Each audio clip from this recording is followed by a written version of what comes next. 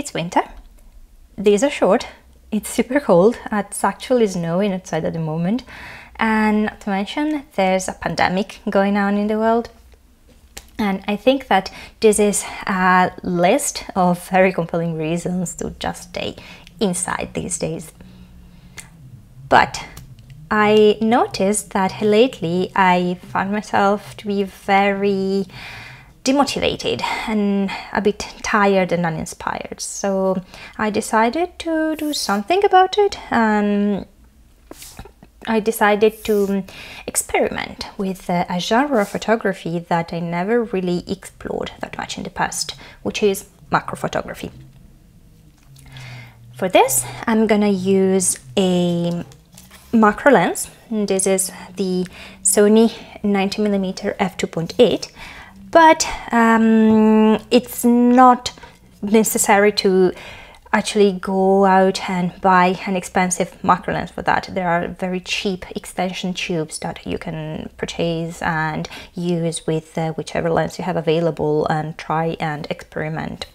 I really hope that this experiment will bring back some motivation and inspiration, and it will definitely keep me busy and entertained for an evening. So let's keep going.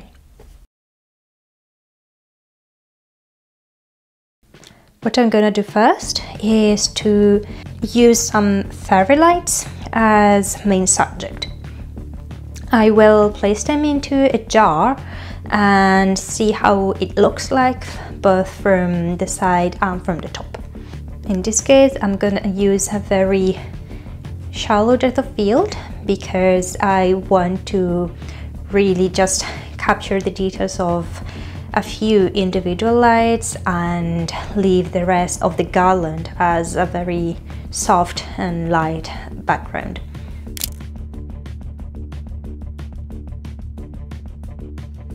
What I want to do now is to actually use the fairy lights as backdrop for a different subject.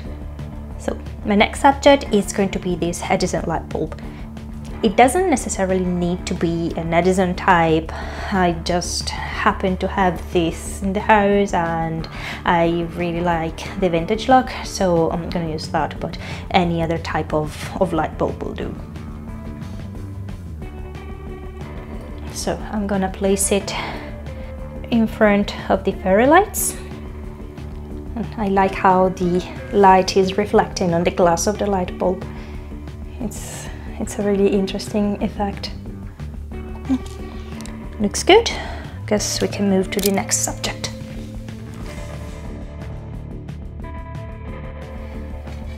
Next is this slate tray. And on this, we're gonna be using an apple.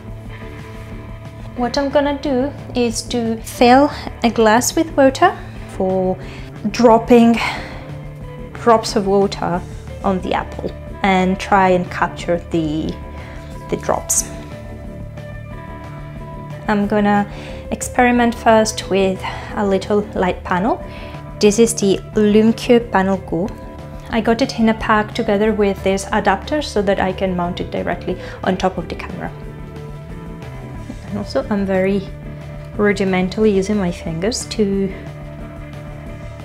apply the water on the apple, and I'm pretty sure that there are better ways, but I couldn't think of anything that I had at home already.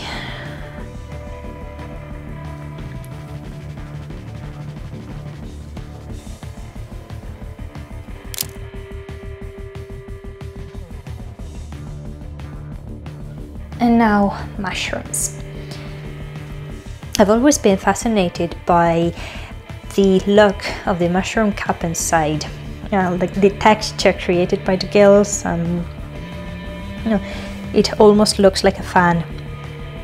So what I'm gonna do for this one, I'm gonna position all of my mushrooms on the table. I like the rustic look of this table, so I'm not gonna be using the slate this time. And I'm gonna cut a mushroom in two and place the 2 cups right in front of the rest of the pile. And I want to try and get a close-up of the gills.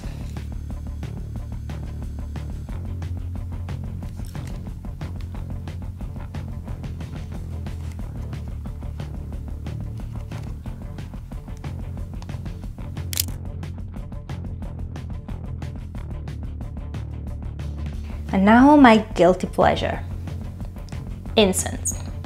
I'm gonna use also the incense burner to hold it up. And those sticks are short, so I'm gonna need to be fast. Hopefully it's not gonna be taking so much trial and error. I think I wanna use fairy lights for this one too, just to have some layers as background. And what I'm after is a picture of the smoke going up. So let's see how it goes.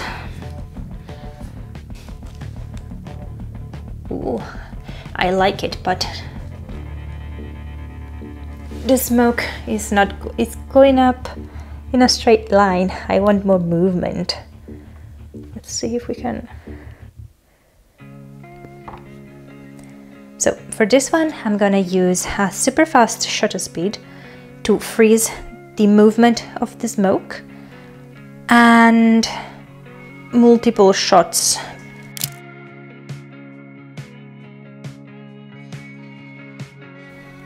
And now this beautiful feather.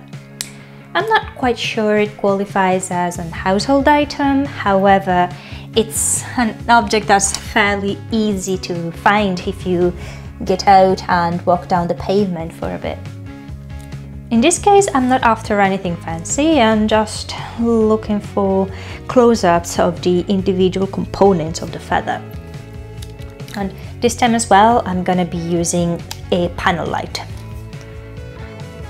And I'm also gonna be using the slate tray because I want a very dark background to create more contrast, and something with less texture than the wooden table, because I do not want to draw the attention away from the feather.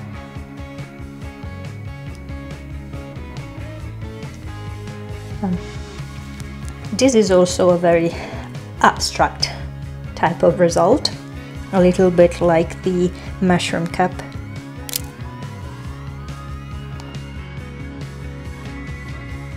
I'm not sure it's visible in the camera, but the incense is still on and there are some strikes of smoke coming in while I'm taking the picture. It doesn't seem like it's captured. I'm realizing that I really had no idea of how a feather under the microscope looked like. Let's also play around with the position of the feather now. Let's not just let it lie on the slate.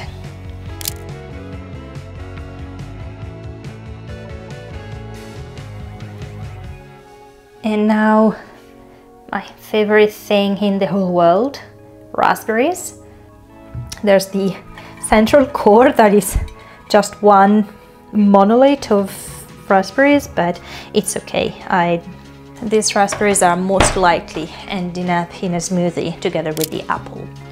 I find the texture of raspberries beautiful with the balls, even in this frozen state. Look at that. Now I'm hungry. Next in line we have cinnamon.